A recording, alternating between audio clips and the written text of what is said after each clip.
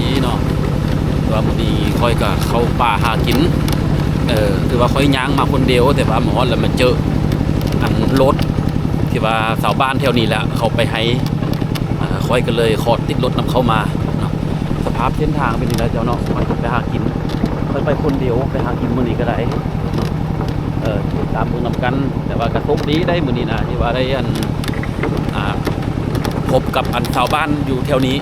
แล้วเพิ่นก็ติดรถไปนำค่อยจะไปนอนประมาณ3 คืนบ่แม่น2 คืน 3 วันเนาะหลังจากที่ว่าขอติดรถมานำชาวบ้านหมอนี่ค่อยก็ถือว่าลงเนาะก่อนจะเข้าป่าเพราะว่าป่าบอนจะค่อยจะไปนอนนั้นมันจะบ่มีห้วยเราค่อยต้องได้ตักน้ำนี่ไปเนาะตักน้ำนี่ไปค่อยเอามานี่3 กระตุกเนาะเพื่อจะตักน้ำเอาไปแห่ไปกินเอาไปใส่เฉพาะแต่กินดื่มเท่านั้นเนาะนี่นะห้วยซอสค่อยจะขึ้นไปเอาอยู่เทิงพุ่นห้วยซอสเนาะเพื่อไปมันสะอาดมันเป็นผ้าหินแบบนี้เลยเนาะเอาตักน้ำเอาไปกินนะก็จะขึ้นมาทางนี้เนาะผมตักน้ำก่อนนะครับ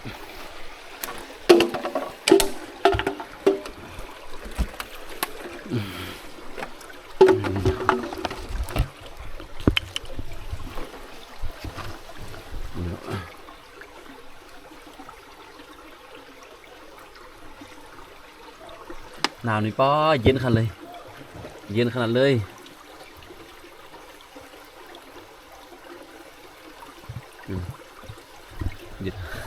ตักน้ำเอาไปกิน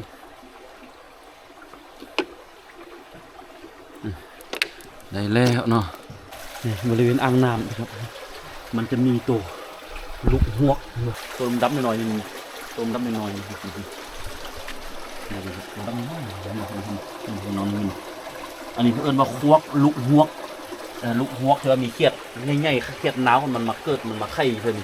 แล้วมันจะเป็นลูกหวกออกมาเป็นอาหารสันดีเลยในที่สุดค่อยกลับมาฮอตบริเวณป่าแต่ว่ายังบานฮอตจุดไม้ที่จะไปซอกกินเนาะในฮันค่อยก็ได้มาเห็นเรือนหลังหนึ่งที่ว่าตั้งอยู่แบบหลังเดียวเลยเจ้าบริเวณนี้นะเนาะหลังนี้บริเวณนี้ถือว่ามีแต่หลังเดียวนี่ที่เพิ่นอยู่แล้วเจ้าของบ้านเพิ่นกำลังเฮ็ดคอกไก่นั่นดิเฮ็ดคอกใส่ตัวไก่ปะมีจักโตไก่อยู่นี่น่ะ40 โตผมว่าโบเพิ่นมานอนให้เด้อเจ้าเว้ยเนาะอันนี้เจ้าของเฮือนเพิ่นนี่น่ะป้าตัวอยู่แบบสงบเสงี่ยมแท้อันนี้เบิ่งไก่เพิ่นนี่หลายขนาดนี้ตายโอ้เป็นนี่เฮือนเพิ่นนะเอาสิขออนุญาตขึ้นเบิ่งเฮือนเพิ่นก่อนเด้อนี่เจ้าของเฮือนเพิ่นกำลังเฮ็ดคอกไก่อยู่นี่บ้าหมานี่นะค่อยบ่เคยกินกับหมาได้เฮ้ยอย่ามาเห่าค่อยแม่เอาค่อยขึ้นเบิ่งเด้อนี่เจ้าของมันขึ้นเบิ่งเฮือนมันก่อนป้าติโตอันนี้เอามาซั่นเพิ่นนอนอยู่กับพี่นี่เลยนี่ตายขนาดเลยนี่อันนี้แหละวิถีชีวิตของคนป่าคนดอยเนาะแต่ว่าคำพูดก็มีโอกาสที่ว่าออกมาหากินเราก็มาเห็นจุดทางผ่านต้องได้แวะเพื่อจะ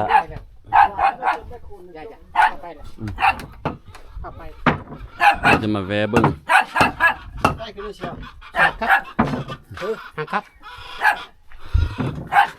เมียเขามานอนนำมาวันนี้มาบอกคุณเดี๋ยวออกมากับลูกหลานนี่เนาะมาเขียนพอดกันมาม้านี่นะเนาะโอ้นี่เพิ่นก็มานอนอยู่กับลูกกับหลานเพิ่นถือว่าเพิ่นเป็นคนโสดแล้วสวงนอนไห้นี่นะถามเพิ่นนี่เนาะเบิ่งเฮือนนี่เนาะเฮือนอันนี้ก็ยังแบบเฮือนแบบดั้งเดิมแท้ๆเลยถือว่าอยู่บริเวณนี้เพิ่นอยู่ผู้เดียวเลยแบบว่าหักความสงบอ่ะเนาะความสงบที่ว่าเฮ็ดยังบ่ให้เนาะความสงบแท้ๆเลยเนาะ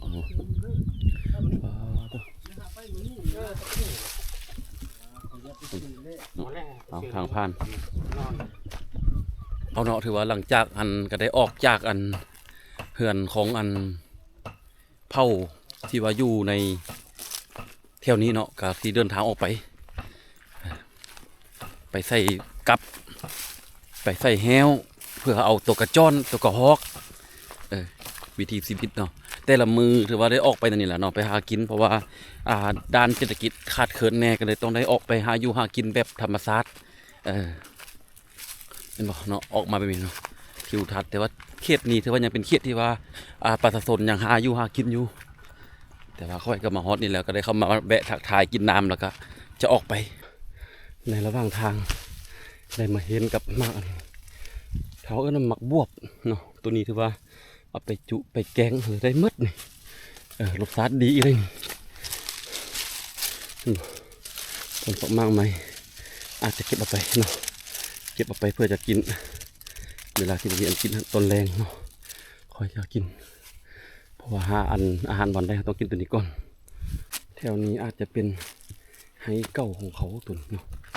การหากินของเขาแบบนี้เอาพอลายขนาดเลยตัวพริกนี่ผลไม้ชนิดนี้เขาเรียกว่ามักกาดโกที่มันเป็นลูกอยู่ในดินนะครับเป็นลูกอยู่ดินเขาเอามากินนี่แซ่บเลยต้มมันนี่ก็หมักฮูหรือว่าหมักหลักกอโอ้การท่องเที่ยวป่านี่สุดแสนจะมีความสุขขนาดเลยนี่เห็นและอันไรแนวจับต้องได้หมดขอแต่สุขภาพดีได้ไปเห็นมาทุกบ่อน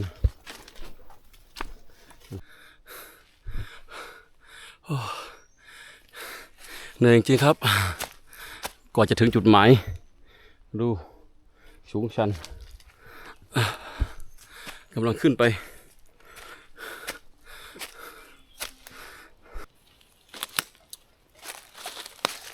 มามอที่ไม้จะมากินข้าวเด้อข้าวแห้งข้าวจะไปใช้กับแห้งนี่ก่อนนะ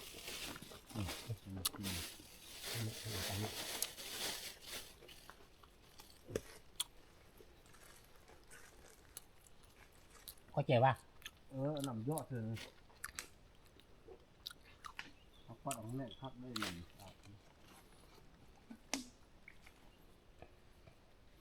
เขาโอ้โห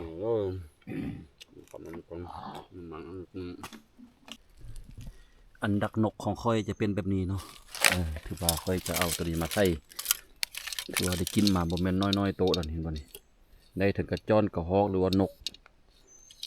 แล้วค่อยจะใส่ให้เบิ่งสำหรับตัวนี้เนาะหลังจากกินข้าวอิ่มแล้วค่อยก็จะไปใส่บัดนี้เนาะติดตามเบิ่งนำกันเด้อการดักนกอยู่ในภูซาดแห่งนี้ถือว่าหลายอุดมสมบูรณ์ที่สุดค่อยจะนอนคืนนี้คืนมื้ออื่นแล้วอีกมือหนึ่งค่อยจะเมื่อ3 มื้อ2 คืนเนาะถือว่าค่อยบ่ได้มาน้ำหมู่มาผู้เดียวแต่ละคืนก็ได้มานอนค่อยจะใส่กับดักตัวนี้ค่อยจะเอาใส่แบบนี้เพราะว่ามันเบิ่งอันเส้นทางมันอาจจะมีตัวนู้หรือว่าตัวกระฮอกมาเนาะใส่ไป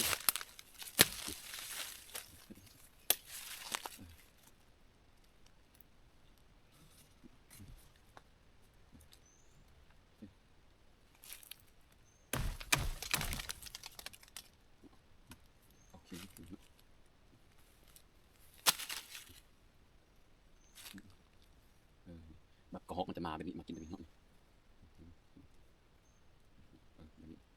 เขาจะเอากล้วยแค่มักกล้วยแค่ตัวนี้นะตามไปเนาะ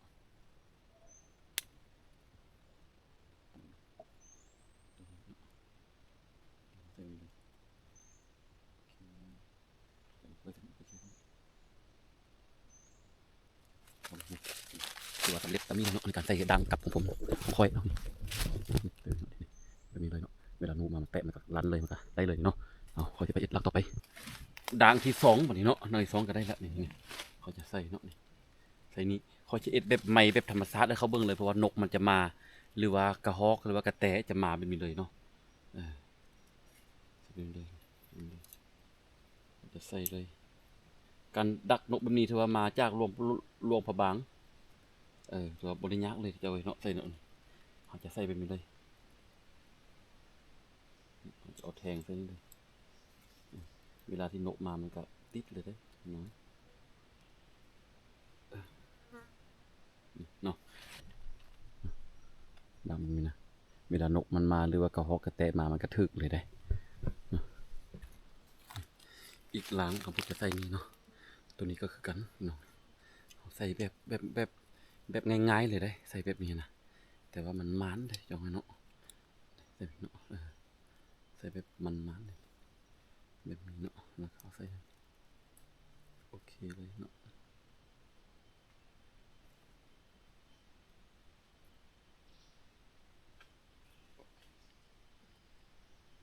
โอเคเนาะใส่แบบนี้เวลานกมามันก็จะทึกเลย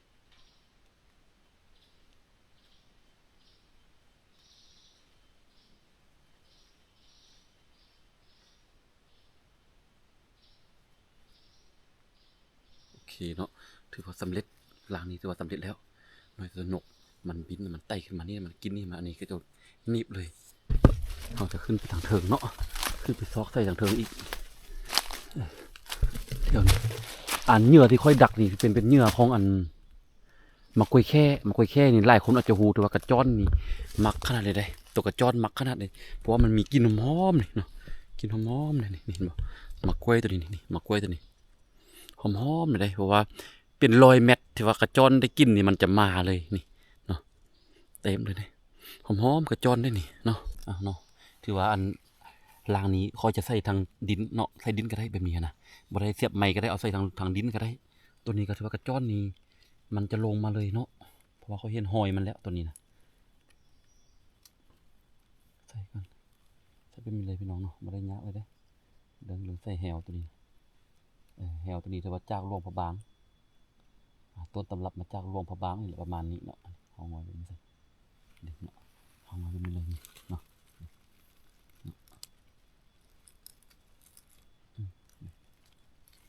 เอางอยแบบนี้เลยนี่เนาะใจเห็นมึงเขาจะใส่แบบนี้เห็นบ่เนาะเห็นบ่กลับไปเห็นบ่ถือว่าเขาใส่แบบนี้ถือว่าเขาจะดักได้เลยได้บอกว่าจะเป็นตัวนกก็ได้หรือว่ากระจ้อนกระฮอกหรือว่าหนูไหวใส่แบบเนาะล่างนี้ถือว่าเป็นล่างสุดท้ายที่ค่อยใส่เนาะถือว่าทั้งหมดค่อยเอามาอยู่18หลังแต่ว่าอันนี้ค่อยจะตามแบบว่าผมจะตามอันนี้ถือว่ามันสำปะหลังหรือว่ามันต้นเด้อตามเมืองอันนี้เป็นล่างสุดท้ายเพราะว่าค่อยเห็นทางของหนูไหวมันเป็นหอยออกมาแบบนี้ค่อยจะใส่ดักอยู่พื้นเลยเนาะติดตามกันเขาที่ใส่มึงนี้แถวนี้มันจะมีนูไว้แบบนูไว้พ้านะนูไว้พ้าแล้วก็นูไว้อันดินเนาะใส่เป็นโอเคเนาะถือว่าจะใส่เป็นแบบนี้เนาะโอเคนี่ใส่เป็นนี้เลยนูไว้มันอาจจะมาแถวนี้เนาะเอาพอดีค่อยใส่อยู่2ลางเนาะแบบนี้เลยเนาะนี่เนาะเขาจะเห็นเลยเนาะแบบนี้เลยมันจะมามันจะทึกเลยเนาะต๊บไปเลยนี่นะเอาติดตามเมืองกันนะเราจะมายามในมื้ออื่นเช้าเนาะวันนี้ได้เวลาแล้วเนาะค่อยจะไปยามกับที่ค่อยได้ห้างไปแต่เมื่อคืนนี้เนาะไปเบิ่งว่าเป็นอันใดว่ามันสิได้บ่ค่อยมาใส่กับเนาะเด้อ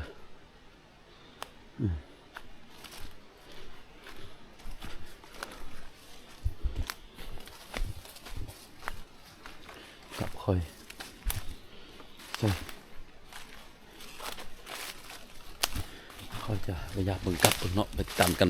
มันจะได้บ่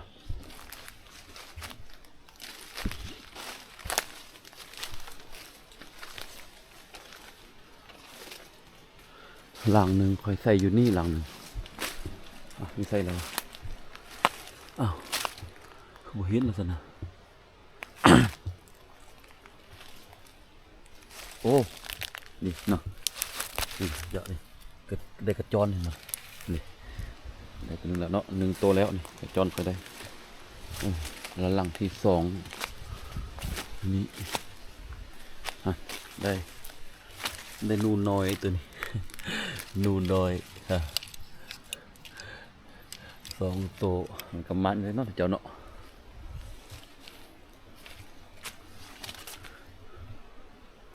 สัตว์ตัวนี้ยังร้ายเห็นบ่ต้องเลยตัวนี้ตัวที่สาม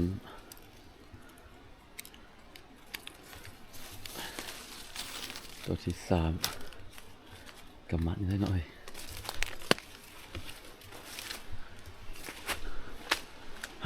ตัวโอ้โหยังมัดอยู่นี่ตัวที่สี่